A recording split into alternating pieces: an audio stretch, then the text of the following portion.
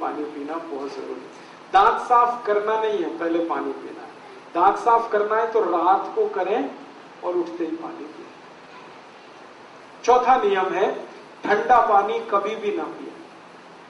कितनी भी प्यास लगे, कितना भी गला सूखे, कितनी भी गर्मी पड़े, ठंडा पानी ना पिए। क्योंकि ठंडे पानी की समस्या ये है कि पानी जब बहुत ठंडा होता है तो तापमान उसका 10 डिग्री के आसपास। फ्रिज का पानी अगर आप नापेंगे थर्मामीटर से 10 डिग्री, बर्फ डाला हुआ पानी नापेंगे 4 से 5 डिग्री। इतना ठंडा पानी आप पेट में डाल रहे हैं जिसकी गर्मी है 37 डिग्री सेंटीग्रेड। पेट गर्म है, पानी ठंडा है, गर्म पेट में ठंडा पानी डालेंगे, झगड़ा शुरू होगा। झगड़ा क्या होने वाला है, या तो पानी पेट को ठंडा करे या पेट पानी को गर्म करे। अगर पानी ने पेट को ठंडा कर दिया तो पेट के अंदर का सब ठंडा हो जाए। पेट ठंडा होते ही हृदय ठंडा होगा, हृदय ठंडा होते ही मस्तिष्क ठंडा, मस्तिष्क ठंडा हो गया तो आप ठंडे हो जाएंगे। और आप अगर ठंडे हो गए तो घर में 1 मिनट कोई आपको रखेगा नहीं, घर के बाहर निकाला जाएगा। कैसी विचित्र दुनिया है। जब तक शरीर गर्म रहता है सब आपसे लिपट लिपट के बैठेंगे।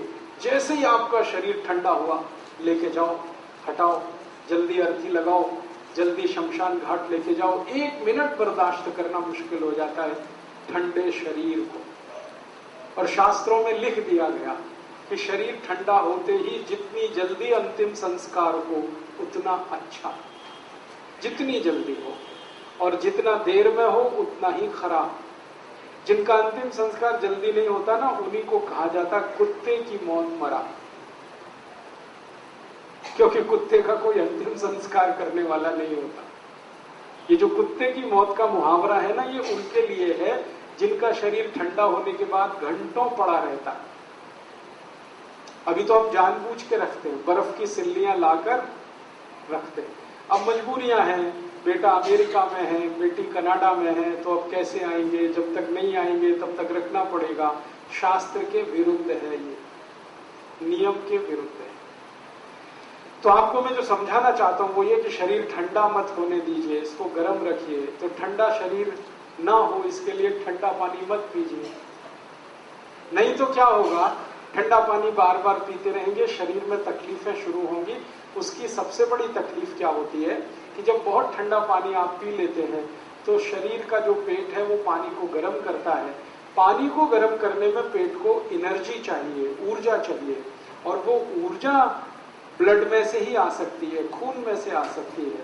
और खून को फिर सारे शरीर से पेट की तरफ दौड़ना पड़ेगा, तब पानी गर्म होगा। शरीर का सारा खून पेट में जाने लगे तो बाकी अंगों को खून की कमी पड़ जाएगी, और वो खून की कमी हमेशा के लिए कोई डैमेज कर जाएगी। इसलिए आयुर्वेद कहता है कभी भी ठंडा पानी गलती से भी ना पिए। ठीक है, 4 नियम हो गए।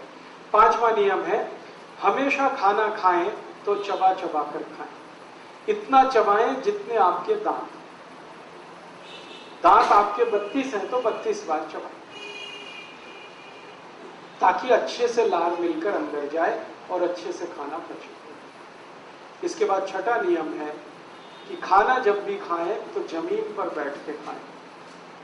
जमीन पर बैठने से क्या होता है, पृथ्वी का गुरुत्व बल हमारे पेट पर केंद्रित है।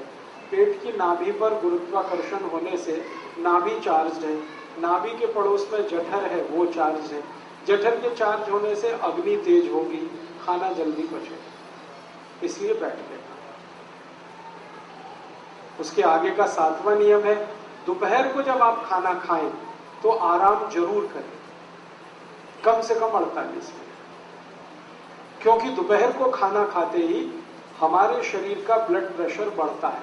एक तो सूरज की धूप होती है दोपहर को, और अंदर की गर्मी, दोनों मिलाकर ब्लड प्रेशर बढ़ता है। बीपी बढ़ेगा तो आराम ही करना पड़ेगा, काम नहीं कर सकते। तो दोपहर का खाना खा के आराम करें। सबसे अच्छे आराम करने की मुद्रा होती है लेफ्ट साइड में लेटना, बाईं तरफ करवट लेके लेटना, इसको वाम कुक्षी कहते हैं। ज्यादा नहीं लेटना, फिर मोटापा आता है। 48 मिनट तक लेटना तो अच्छा है, उसमें नींद आ जाए तो ले लेना, ज्यादा लेंगे नींद तो फिर मोटापा बढ़े, इसलिए ध्यान उसका रखना। इसकी आगे का 8वां नियम है कि रात को खाना खाने के 2 घंटे तक आराम नहीं करना।